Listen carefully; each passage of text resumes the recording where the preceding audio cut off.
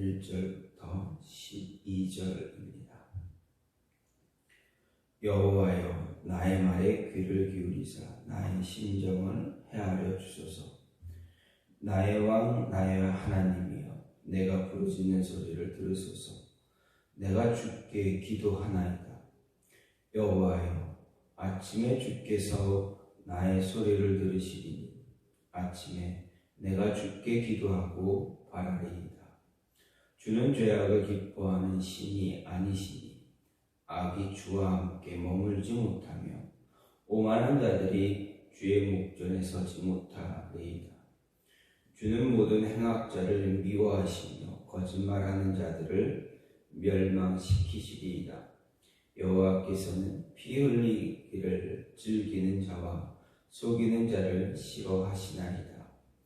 오직 나는 주의 풍성한 사랑을 힘입어 주의 집에 들어가 주를 경외함으로 성전을 향하여 예배하리이다. 여호와여, 나의 원수들로 말미암아 주의 의로 나를 인도하시고 주의 길을 내 목전에 곧게 하소서. 그들의 입에 신실함이 없고 그들의 심중이 심히 악하며 그들의 목구멍은 열린 무덤 같고 그들의 혀로는 아첨하나이다. 하나님이여, 그들을 정죄하사 자기 꾀에 빠지게 하시고 그 많은 허물로 말미암아 그들을 쫓아내소서. 그들이 주를 배역함이니이다. 그러나 주께 피하는 모든 사람은 다 기뻐하며 주의 보호로 말미암아 영원히 기뻐 외치고 주의 이름을 사랑하는 자들은 주를 즐거워하리이다. 여호와여, 주는 의인에게 복을 주시고 방패로 함같이 은혜로 그를 호위하시리이다. 아멘. 오늘 말씀 시편 5편 말씀입니다. 오늘 말씀은 다윗의 시입니다. 표제어를 보면 다윗의 시를 보면서 이 시가 쓰여진 배경은 알 수는 없지만 일반적으로 사람들은 이 3편, 4편, 5편을 다윗의 아들 압살롬이 반역을 했을 때 지은 시다라고 여기고 있습니다.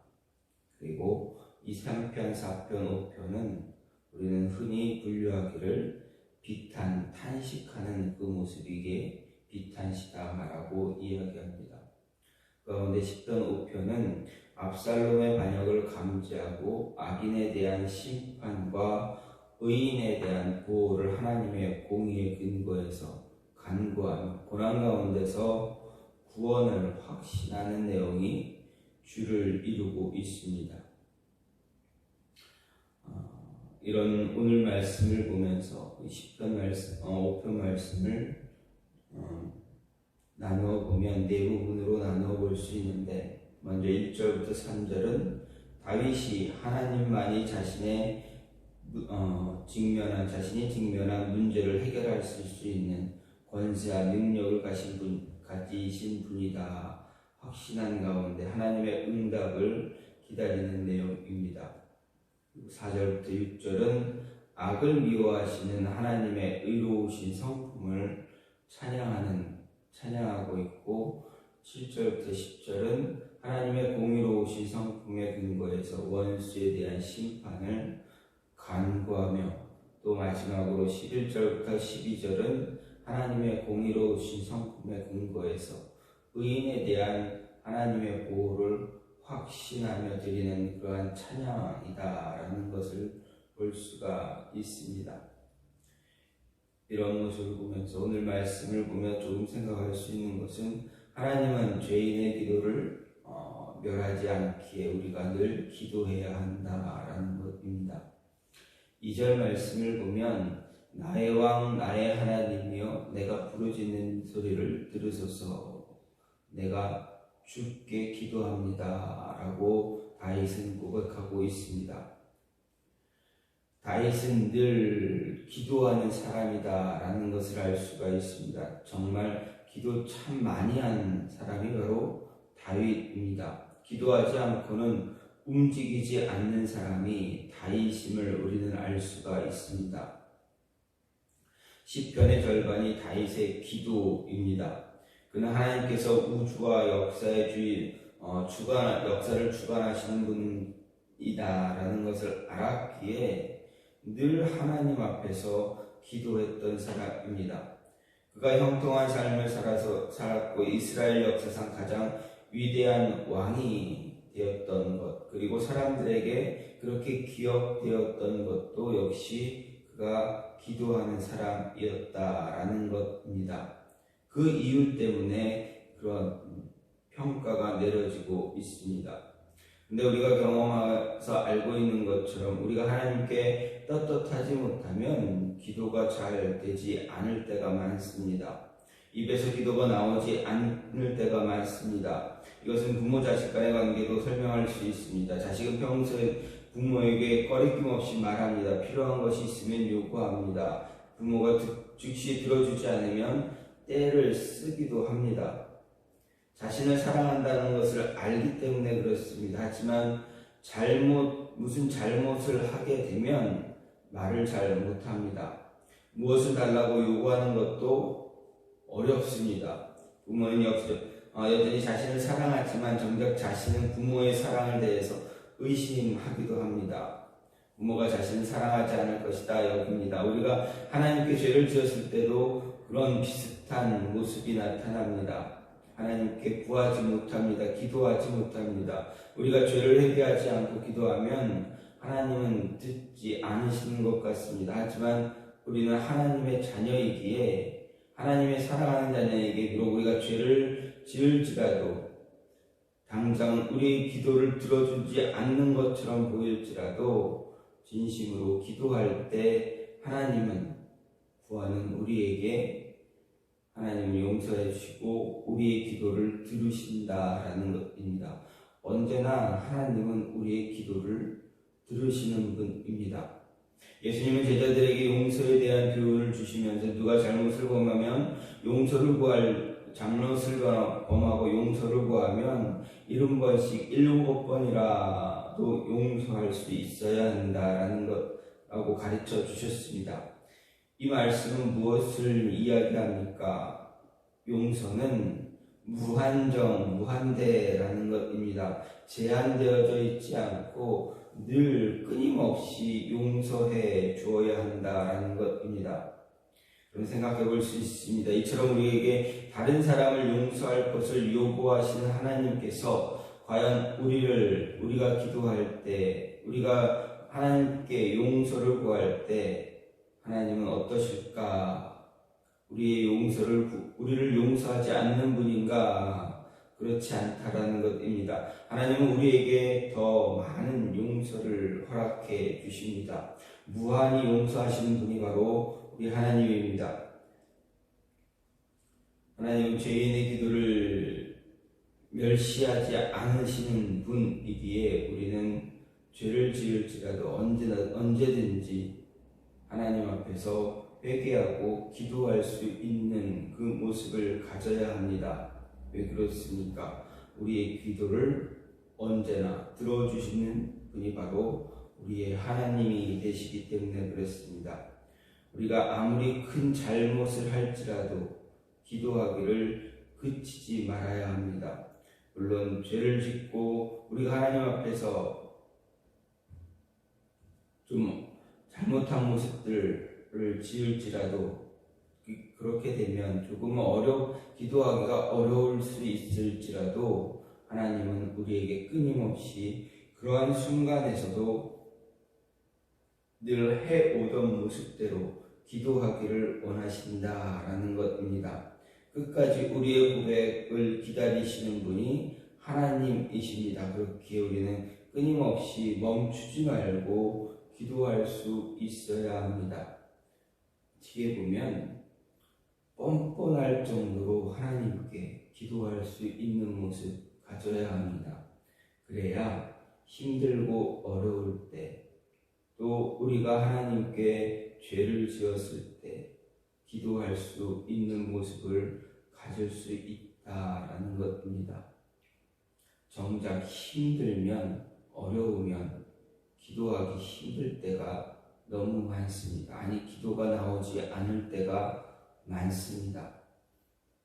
이럴 때를 위해서 우리는 평소에 늘 기도하고 하나님 앞에서 우리가 죄를 지었을지라도 하나님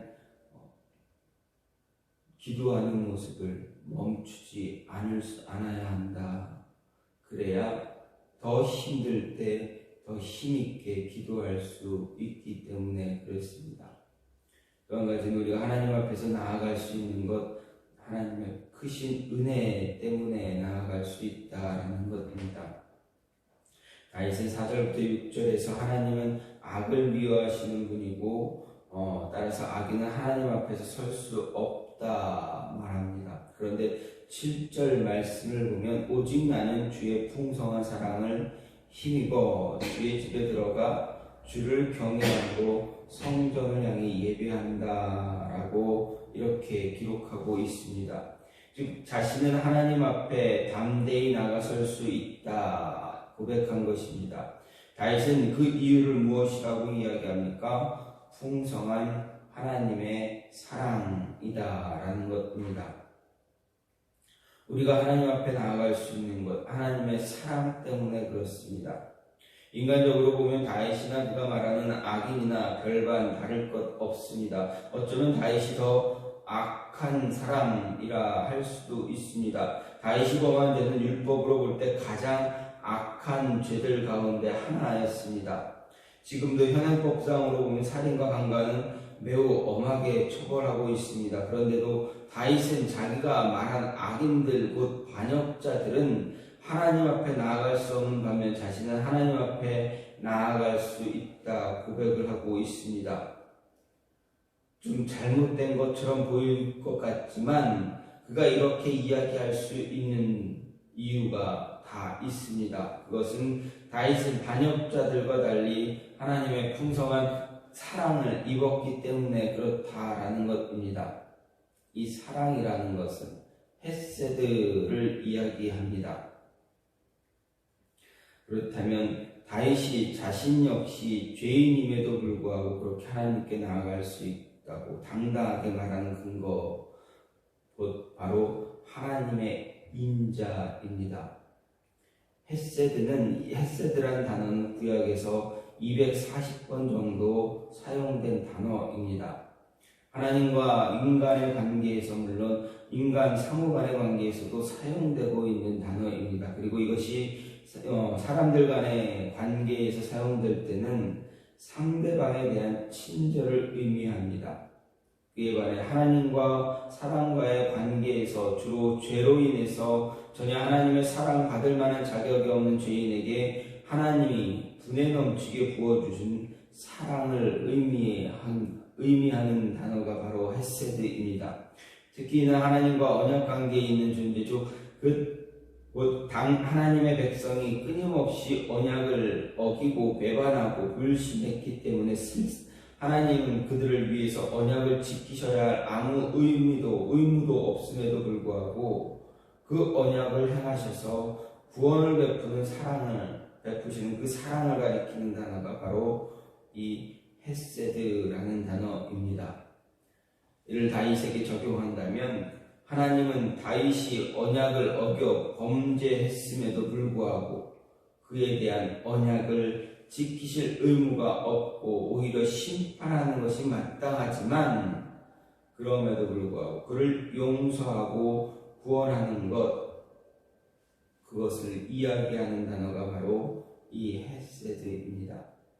하나님은 자신의 택한 언약 백성에 대해서, 자신이 택하신 그 백성에 대해서는 하나님의 사랑, 다른 말로 하면 인자가 풍성한 분이다라는 것입니다.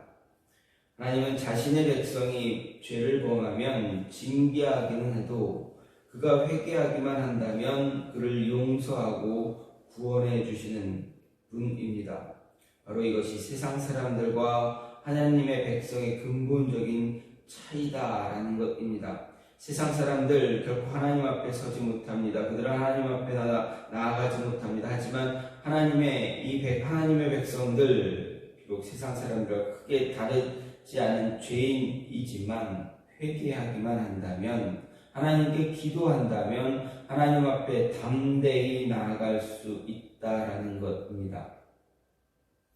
따라서 우리는 기도하고 하나님께 담대히 나갈 수 있는 자들 되어져야 한다라는 것입니다.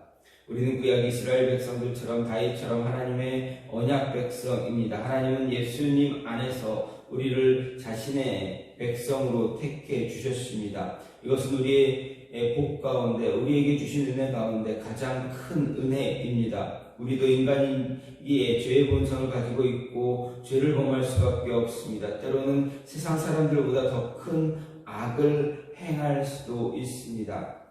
그래서 세상 사람들이 이야기합니다. 어떻게 그리스도인이, 하나님을 믿는 사람들이 이런 큰 죄를 지을 수 있느냐라고 이야기하기도 할 수도 있습니다. 하지만 어떻습니까? 그러한 죄를 지었다 할지라도 하나님 앞에 하나님께서 우리를 붙잡아 주시고 인도해 주시기 때문에, 우리를 택해 주셨기에 기도한다면, 하나님 앞에 무릎 꿇고 기도한다면 하나님은 우리에게 또 다른 소망을 주신다. 하나님께 나아갈 수 있는 소망, 하나님과 함께 할 수 있는 소망 주신다라는 것입니다. 이유가 무엇입니까? 하나님은 사랑의 하나님이시기 때문에 그렇습니다. 죄를 회개하기만 한다면 하나님은 우리를 다시 붙잡아 주시고 인도해 주신다라는 것 잊지 말아야 합니다. 그렇다고 하나님의 은혜를 위해서 더 많은 죄를 지어야 되느냐? 그렇지 않습니다. 죄를 짓지 않기 위해서 더 힘써야 합니다. 죄를 지었음에도 불구하고 용서하시는 하나님, 그 하나님이기에 우리는 더 죄를 짓지 않기 위해서 애써 노력하고 끊임없이 하나님 앞에 무릎 꿇어야 한다라는 것입니다. 하나님 앞에 무릎 꿇고 기도하는 자는 죄를 짓지 않을 수가 있습니다. 왜냐하면 성령님께서 우리를 붙잡아 주시고 우리를 도우심으로 인해서 기도하게 하시기 때문에 그렇습니다. 기도하는 자는 죄를 짓지 않을 수 있습니다. 하나님께서 붙잡아 주시고 인도하기 때문에 그렇습니다. 그럼에도 불구하고 우리 안에 있는 죄성 때문에 죄를 짓게 될 수 있는데, 그때마다 하나님께 무릎 꿇고 간절히 간구하면 우리의 연약함을 아시기에 용서하시고 우리로 하여금 낙심하고 절망하지 않게 해 주신다. 그렇기에 죄를 죄 지은 것을 용서받기 위해 기도해야 하고, 또 죄를 짓지 않기 위해 끊임없이 기도해야 한다라는 것입니다. 다윗의 삶을 보십시오. 그는 끊임없이 기도했습니다. 죄를 짓지 않기 위해 기도했습니다. 물론 그 안에 그의 내면에 심령에 죄성이 있기에 죄를 짓지 않을 수는 없었습니다. 그럼에도 불구하고 또 다른 죄를 짓지 않기 위해 하나님께 기도하는, 무릎 꿇고 기도하는 다윗의 모습을 통해서 우리들에게 분명하게 이야기하시는 것. 다윗이 그런 모습을 가졌음에도 불구하고, 그런 모습을 가졌기에 우리는 그런 다윗보다 더한 모습을 가질 수 있기에 하나님은 우리에게 말씀하여 주십니다. 끊임없이 하나님의 사랑 안에서 기도하라, 하나님의 사랑을 바라보며 기도하라 라는 것입니다. 기도할 때 하나님은 우리를 자신의 사랑으로 품어주심으로 인해서 죄를 짓지 않도록 붙잡아 주신다. 유혹에 넘어가 실패하고 낙심할 수 있을지라도 끊임없이 하나님께 기도할 때 하나님은 우리의 길을 인도하시고 더 큰 죄 짓지 않도록 붙잡아 주시는 분임을 늘 기억하고 사랑 안에서, 하나님의 사랑 안에서 끊임없이 기도할 수 있는 모습이 있기를 간절히 소망합니다. 오늘 말씀은 다윗이 하나님 앞에서 자신이 어떻게 기도했는가, 자신은 어떤 사람인가를 보여줍니다. 기도의 사람임을 보여줍니다. 어떤 순간, 어떤 모습일지라도 그가 기도했던 모습을 보여주면서 우리에게 분명한 가르침을 줍니다. 죄를 지을지라도 하나님 앞에 하나님의 사랑 안에서 끊임없이 기도할 수 있는 자, 기도하라 이야기합니다. 그래서 우리도 역시 기도할 수 있는, 저와 여러분도 기도할 수 있는, 그래서 하나님의 사랑을 더 크게 누릴 수 있는 모습이 있기를 간절히 소망합니다. 이 시간 같이 기도하기 원하는 것은 하나님, 우리가 하나님의 사랑 안에서, 하나님의 은혜 안에서 기도하는 모습이